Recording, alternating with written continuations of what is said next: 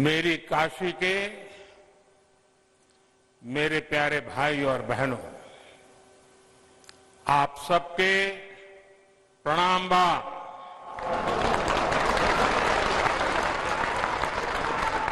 विशेषकर राजा तालाब, मिर्जा मुराद, कछवा, कपसेठी, रोहनिया, सेवापुरी क्षेत्र के अन्न देवता लोगन के प्रणाम हो।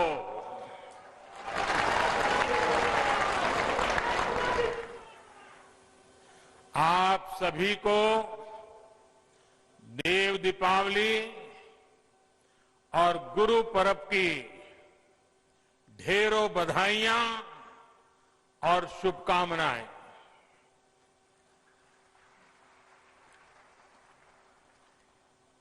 उत्तर प्रदेश के मुख्यमंत्री श्रीमान योगी आदित्यनाथ जी, उप मुख्यमंत्री श्री केशव प्रसाद मौर्य जी,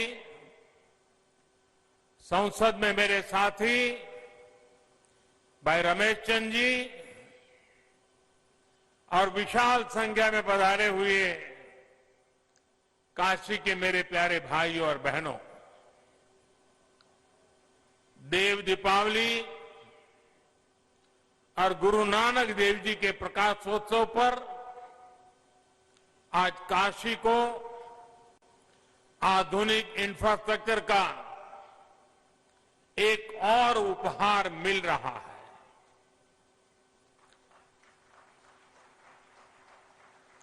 इसका लाभ काशी के साथ ही प्रयागराज के लोगों को भी होगा।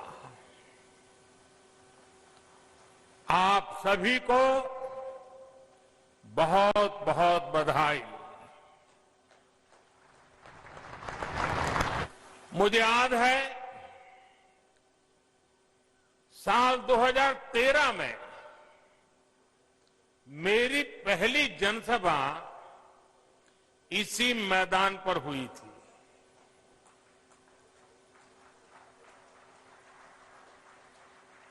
और तब यहां से गुजरने वाला हाईवे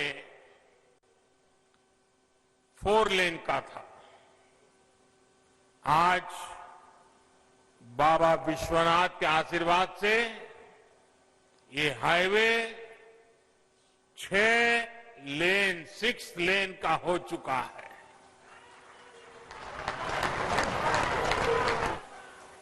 पहले जो लोग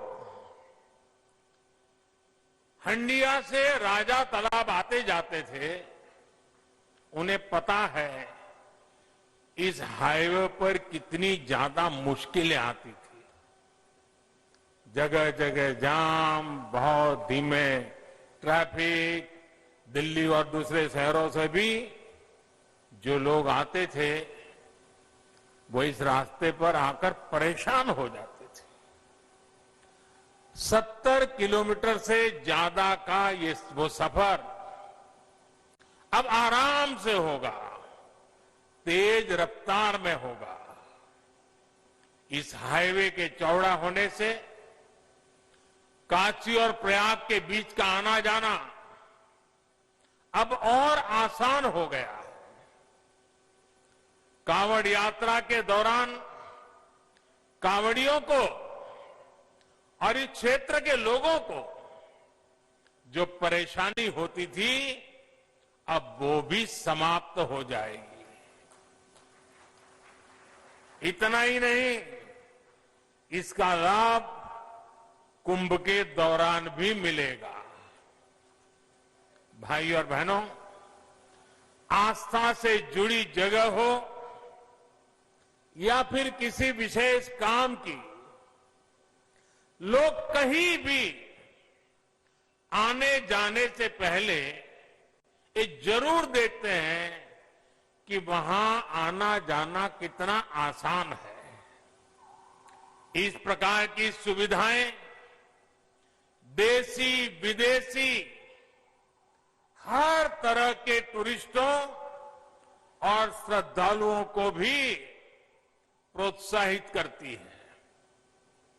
बीते वर्षों में काशी के सुंदरीकरण के साथ साथ यहां की कनेक्टिविटी पर जो काम हुआ है, उसका लाभ अब सब दूर दिखाई दे रहा है। नई हाईवे बनाना हो,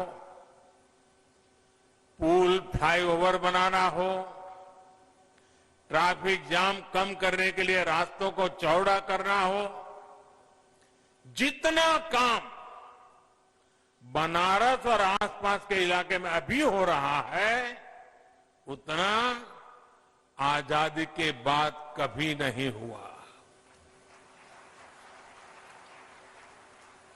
बनारस का सेवक होने के नाते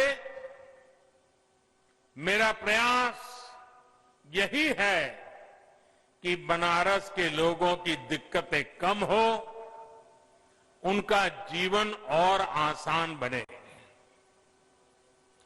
पिछले 6 वर्षों में बनारस में हजारों करोड़ रुपए के प्रोजेक्ट तेजी से पूरे किए गए हैं और बहुत सारी परियोजनाओं पर काम चल रहा है। एयरपोर्ट से शहर को जोड़ने वाली सड़क आज बनारस में विकास कार्यों की पहचान बन गई है। रेलवे स्टेशन की कनेक्टिविटी भी बेहतर हुई है। यहां से कुछ दूरी पर ही रिंग रोड फेज 2 का भी कार्य तेजी से चल रहा है। इसके पूरा होने से सुल्तानपुर, आजमगढ़ और गाजीपुर से आने जाने वाले भारी वाहन, भारी व्हीकल्स शहर में एंट्री लिए बिना सीधे इस नए 6 लेन हाईवे से निकल सकेंगे। वहीं जिन दूसरे हाईवे पर निर्माण कार्य चल रहा है, वो भी जल्द ही पूरा करने का प्रयास किया जा रहा है। इन हाईवे के बनने से वाराणसी, लखनऊ, आजमगढ़ और गोरखपुर की यात्रा और आसान हो जाएगी। भाई और बहनों, अच्छी सड़कें, अच्छे रेल मार्ग, अच्छी और सस्ती हवाई सुविधाएं ये समाज के हर वर्ग को सुविधा देती है। विशेष तौर पर गरीब को, छोटे उद्यमियों को, मध्यम वर्ग को इसका सबसे ज्यादा लाभ मिलता है। जब निर्माण कार्य चलता है तो अनेक लोगों को रोजगार मिलता है। जब ये प्रोजेक्ट बनकर तैयार होते हैं तो समय बचता है, खर्च कम होता और परेशानी भी कम होती है। कोरोना के इस समय में भी श्रमिक साथियों के लिए रोजगार का बहुत बड़ा माध्यम इंफ्रास्ट्रक्चर के ये प्रोजेक्ट ही बने हैं। भाई और बहनों, मुझे खुशी है कि उत्तर प्रदेश में योगी जी और उनकी पूरी टीम ने सरकार बनने के बाद यहां भी इंफ्रास्ट्रक्चर निर्माण में अभूतपूर्व तेजी आई है। पहले उत्तर प्रदेश के इंफ्रास्ट्रक्चर की स्थिति क्या थी, ये आप सभी भली भांति जानते हैं। आज उत्तर प्रदेश की पहचान एक्सप्रेस प्रदेश के रूप में सशक्त हो रही है।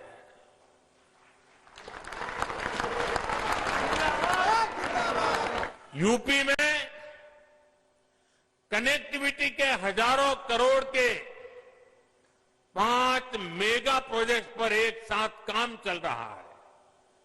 आज पूर्वांचल हो, बुंदेलखंड हो, पश्चिमी उत्तर प्रदेश हो, हर कोने को एक्सप्रेस वे से जोड़ा जा रहा है।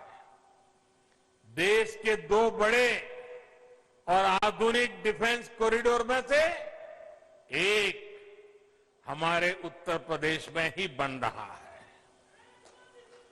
भाइयों बहनों, रोड ही नहीं बल्कि एयर कनेक्टिविटी को भी सुधारा जा रहा है। 3-4 साल पहले यूपी में सिर्फ 2 बड़े एयरपोर्ट ही प्रभावी रूप से काम कर रहे थे। आज करीब 1 दर्जन एयरपोर्ट यूपी में सेवा के लिए तैयार हो रहे हैं। यहां वाराणसी के एयरपोर्ट के विस्तारीकरण का काम चल रहा है। प्रयागराज में एयरपोर्ट टर्मिनल जितनी तेजी से बना, उसने एक नया रिकॉर्ड ही बना दिया था। इसके अलावा कुशीनगर के एयरपोर्ट को भी इंटरनेशनल एयरपोर्ट के रूप में विकसित किया जा रहा है। नोएडा के जेवर में इंटरनेशनल ग्रीनफील्ड एयरपोर्ट पर भी तेजी से काम चल रहा है। साथियों, जब किसी क्षेत्र में आधुनिक कनेक्टिविटी का विस्तार होता है तो इसका बहुत बड़ा लाभ हमारे किसानों को भी होता है, खेती को होता है। बीते वर्षों में निरंतर ये प्रयास हुआ है कि गांवों में आधुनिक सड़कों के साथ साथ भंडारण की, कोल्ड स्टोरेज की आधुनिक व्यवस्थाएं खड़ी की जाए। हाल में इसके लिए 1 लाख करोड़ रुपए का स्पेशल फंड भी किसानों के लिए बनाया गया है। इसी साल देश के इतिहास में पहली बार चलते फिरते कोल्ड स्टोरेज यानी किसान रेल शुरू की गई है। इन प्रयासों से किसानों को नए बाजार मिल रहे हैं, बड़े शहरों तक उनकी पहुंच और बढ़ रही है और इसका सीधा प्रभाव ये पड़ रहा है, यानी कि उनकी आय पर भी इसका प्रभाव पड़ रहा है। साथियों, वाराणसी सहित पूर्वांचल में ही जो बेहतरीन इंफ्रास्ट्रक्चर तैयार हुआ है, उसका बहुत अधिक लाभ इस पूरे क्षेत्र को हुआ है। वाराणसी में पेरिसेबल कार्गो सेंटर बनने के कारण अब यहां के किसानों को अब फल और सब्जियों को स्टोर करके रखने और उन्हें आसानी से बेचने की बहुत बड़ी सुविधा मिली है। इस स्टोरेज कैपेसिटी के कारण पहली बार यहां के किसानों की उपज बड़ी मात्रा में विदेशों में निर्यात हो रही है। आज बनारस का लंगड़ा और बनारस की दशहरी आम लंदन और मिडल ईस्ट में अपनी खुशबू बिखेर रहा है। अब बनारस के आम की डिमांड विदेशों में भी निरंतर बढ़ रही है। अब यहां जो पैकेजिंग की सुविधाएं तैयार हो रही है, उस वजह से पैकिंग के लिए दूसरे बड़े शहरों में जाने की जरूरत अब नहीं रहेगी। आम के अलावा इस साल यहां की ताजा सब्जियां भी दुबई और लंदन पहुंची है। ये एक्सपोर्ट हवाई मार्ग से हुआ है, यानी बेहतर हवाई सेवाओं का सीधा लाभ यहां के छोटे से छोटे किसानों को हो रहा है। गंगा जी पर जो देश का पहला इनलैंड वाटरवे है, इसका उपयोग किसानों की उपज के ट्रांसपोर्ट के लिए अधिक से अधिक कैसे हो, इस पर भी काम हो रहा है। साथियों, सरकार के प्रयासों और आधुनिक इंफ्रास्ट्रक्चर से किसानों को कितना लाभ हो रहा है, इसका एक बेहतरीन उदाहरण चंदौली का काला चावल, ब्लैक राइस है। ये चावल चंदौली के किसानों के घरों में समृद्धि लेकर के आ रहा है। चंदौली के किसानों की आय को बढ़ाने के लिए 2 साल पहले काले चावल की एक वैरायटी का प्रयोग यहां किया गया था। पिछले साल खरीफ के सीजन में करीब 400 किसानों को ये चावल उगाने के लिए दिया गया। इन किसानों की एक समिति बनाई गई, इसके लिए मार्केट तलाश किया गया। सामान्य चावल जहां 35-40 रुपए किलो के हिसाब से बिकता है, वहीं यहां बेहतरीन काला चावल 300 रुपए तक बिक रहा है।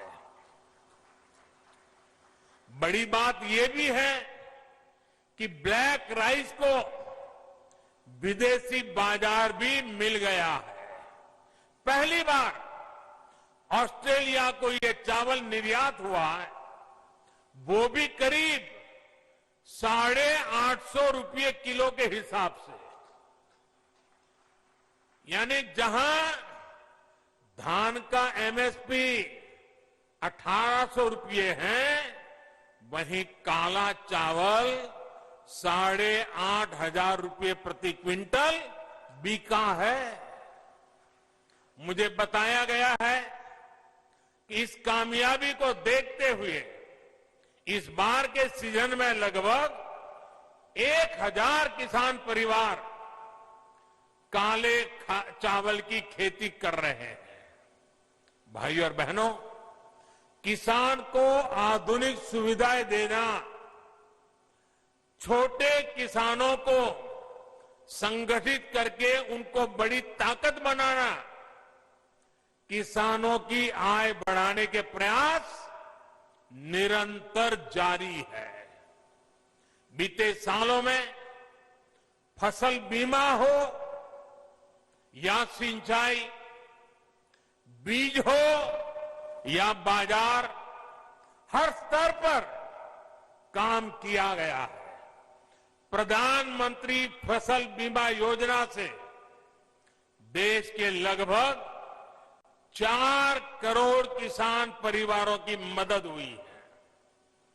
प्रधानमंत्री कृषि सिंचाई योजना से लगभग 87 लाख हेक्टेयर जमीन माइक्रो इरिगेशन के दायरे में आ चुकी है।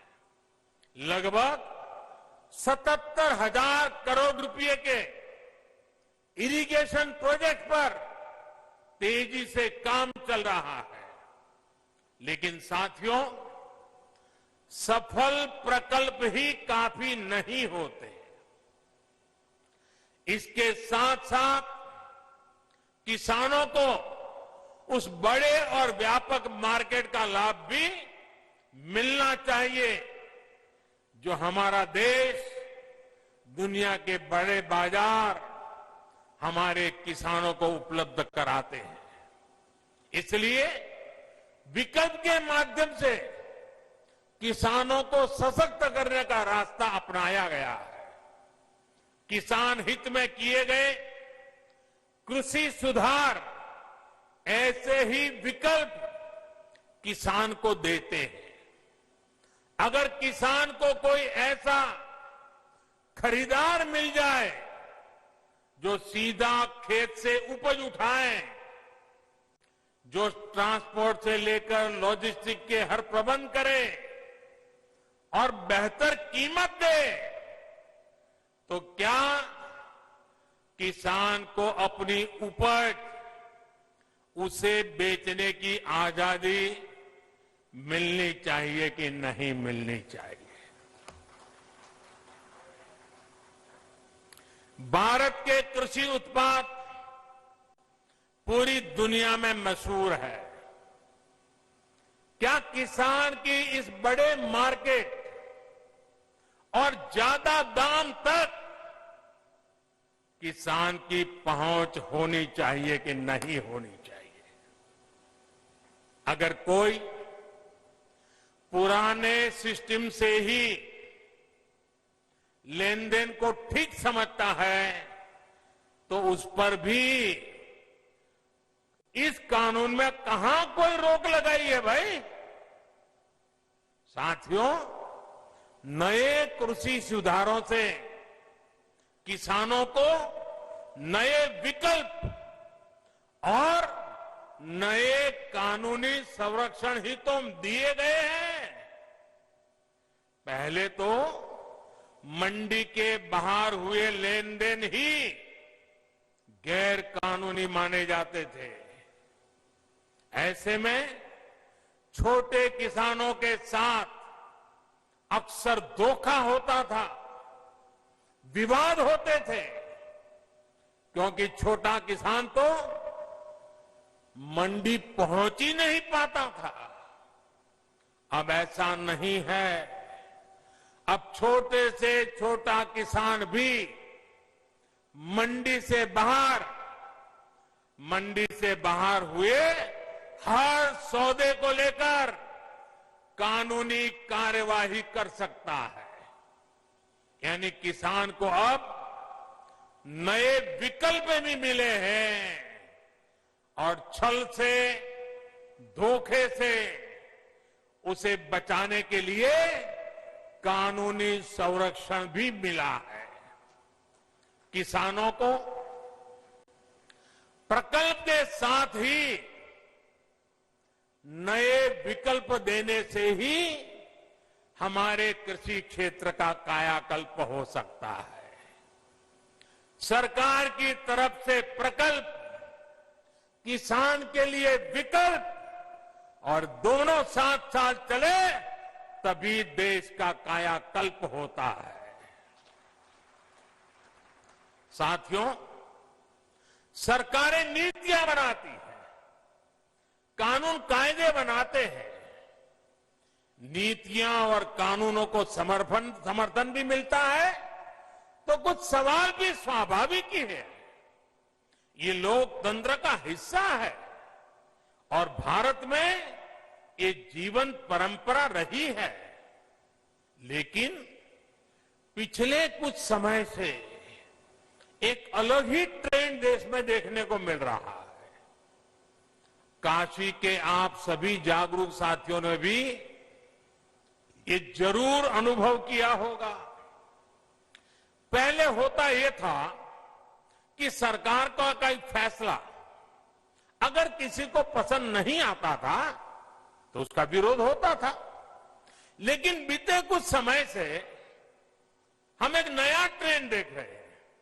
हम अब देख रहे हैं कि अब विरोध का आधार फैसला नहीं, बल्कि भ्रम फैलाकर, आशंकाएं फैलाकर, फिर तो भविष्य में ऐसा होगा, फिर तो भविष्य में ऐसा होगा, अब तो ये होने वाला है, उसको आधार बनाया जा रहा है।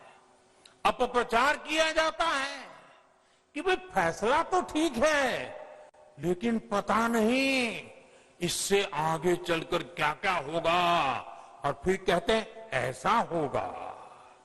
जो अभी हुआ ही नहीं है, जो कभी होगा ही नहीं, उसको लेकर समाज में भ्रम फैलाया जाता है। ऐतिहासिक कृषि सुधारों के मामले में भी जानबूझकर यही खेल खेला जा रहा है। हमें याद रखना है, ये वही लोग हैं जिन्होंने दशकों तक किसानों के साथ लगातार छल किया है। अब जैसे एमएसपी तो घोषित होता था, लेकिन एमएसपी पर खरीद बहुत कम की जाती थी। घोषणाएं होती थी, खरीद नहीं होती थी। सालों तक एमएसपी को लेकर छल किया गया।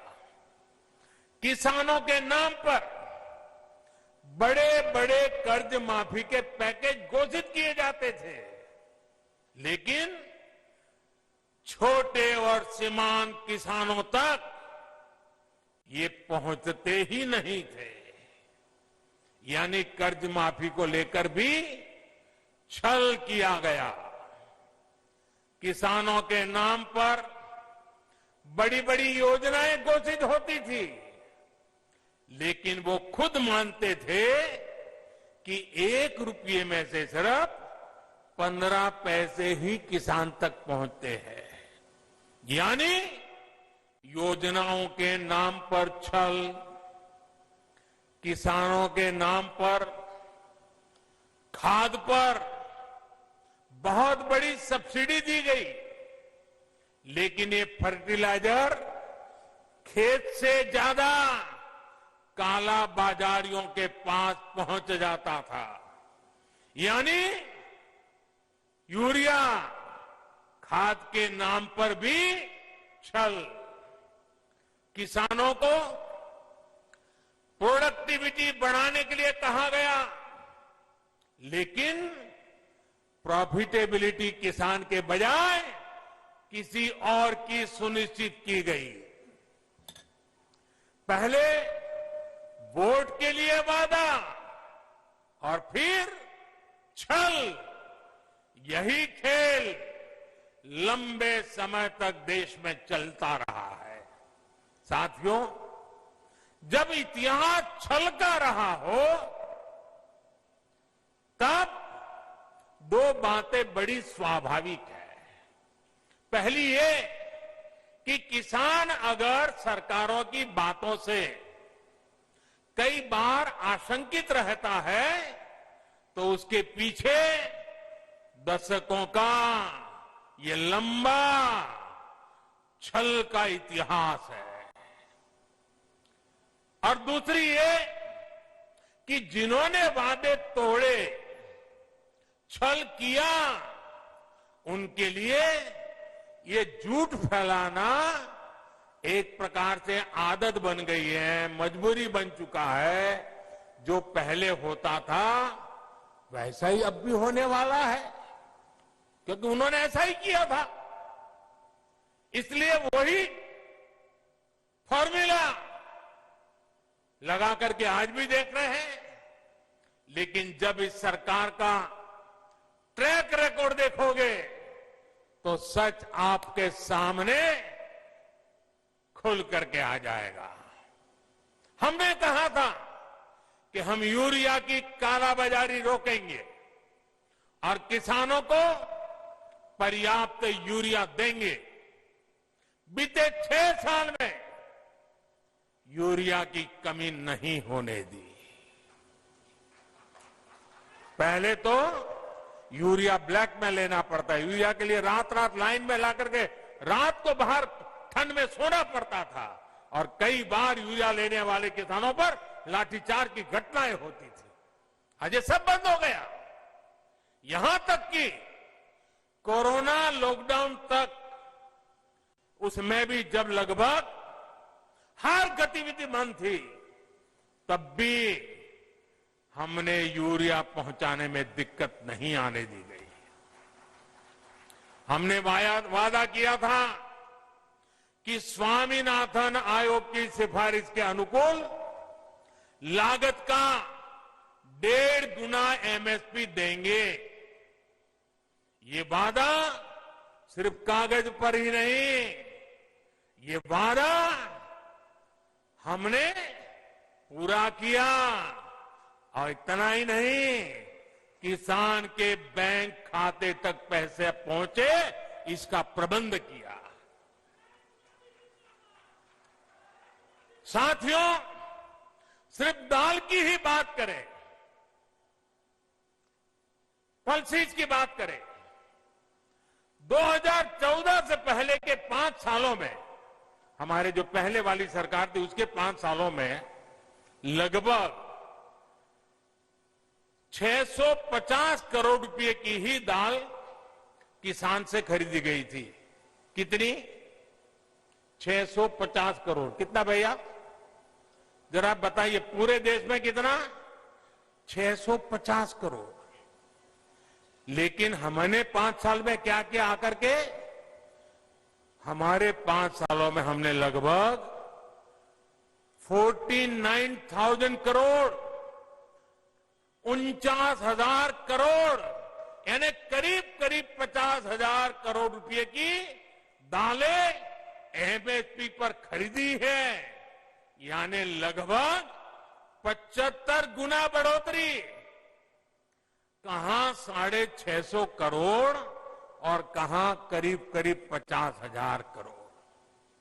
2014 से पहले के 5 सालों में, उनकी आखिरी सरकार की मैं बात कर रहा हूं, 5 सालों में पहले की सरकार ने 2 लाख करोड़ रुपए का धान खरीदा था पूरे देश में, 2 लाख करोड़ का एमएसपी पर।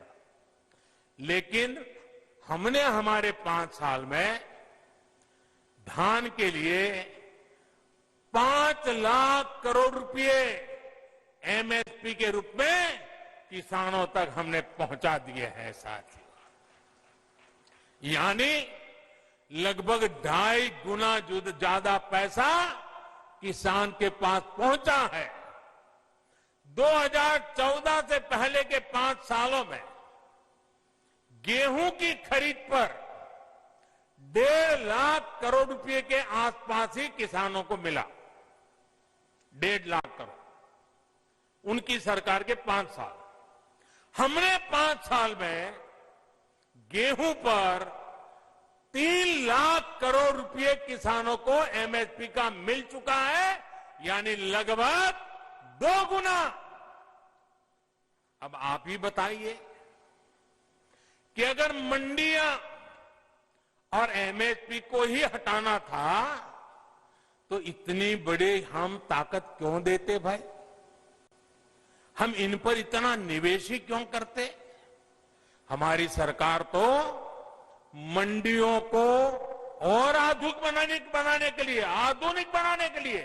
मजबूत बनाने के लिए करोड़ों रुपए खर्च कर रही है। भाइयों और बहनों, आपको याद रखना है, यही लोग हैं जो पीएम किसान सम्मान निधि को लेकर ये लोग हर गली मोहल्ले में, हर प्रेस कॉन्फ्रेंस में, हर ट्विटर में सवाल उठाते थे। यही लोग अफवाह फैलाते थे, ये मोदी है, ये चुनाव है ना, इसलिए ये किसान सम्मान निधि लेके आया है, ये 2,000 रुपया एक बार दे देगा, दोबारा कभी नहीं देगा। दूसरा झूठ चलाया कि ये 2,000 अभी दे रहा है, लेकिन चुनाव पूरा हो गया या तब ब्याज समेत वापस ले लेगा। आप हैरान हो जाएंगे, एक राज्य में तो इतना झूठ फैलाया कि किसानों ने कहा भी हमें 2,000 रुपये नहीं चाहिए, यहां तक झूठ फैलाया। कुछ राज्य ऐसे भी हैं, एक राज्य जो किसान के नाम से बातें कर रहे हैं, उन्होंने तो प्रधानमंत्री किसान सम्मान निधि योजना को अपने राज्य में लागू ही नहीं होने दिया, क्योंकि अगर ये पैसा किसानों के पास पहुंच गया और कहीं मोदी का जय जयकार हो गया तो फिर तो हमारी राजनीति खत्म हो जाएगी। किसानों के जेब में पैसा नहीं जाने दिया। मैं उन राज्य के किसानों से कहना चाहता हूं, आने वाले समय में जब भी हमारी सरकार बनेगी, ये पैसा भी मैं वहां के किसानों को दे के रहूंगा।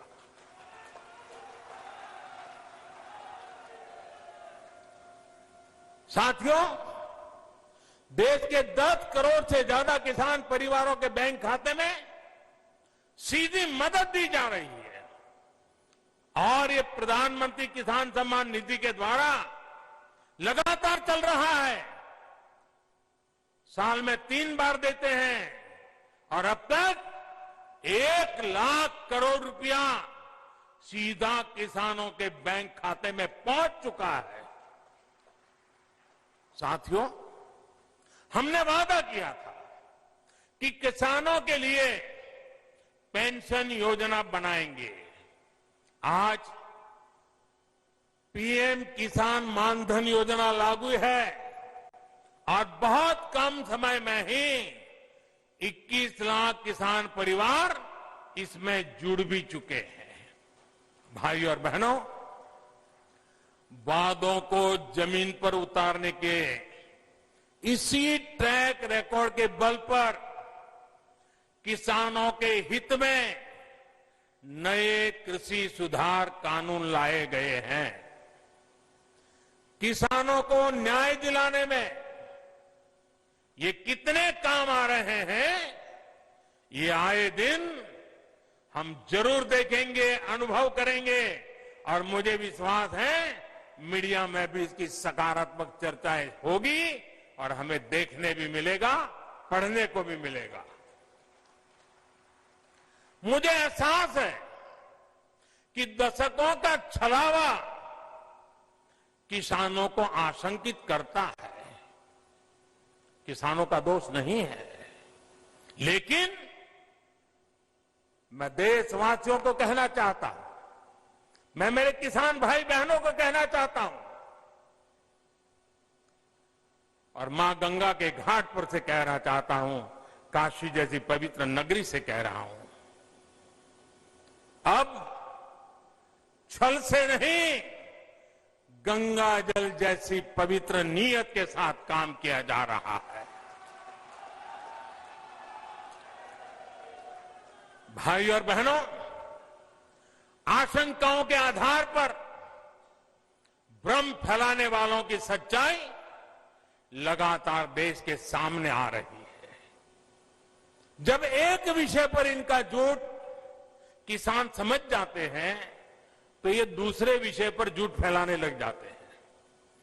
24/7 उनका यही काम है। देश के किसान इस बात को भली भांति समझते हैं।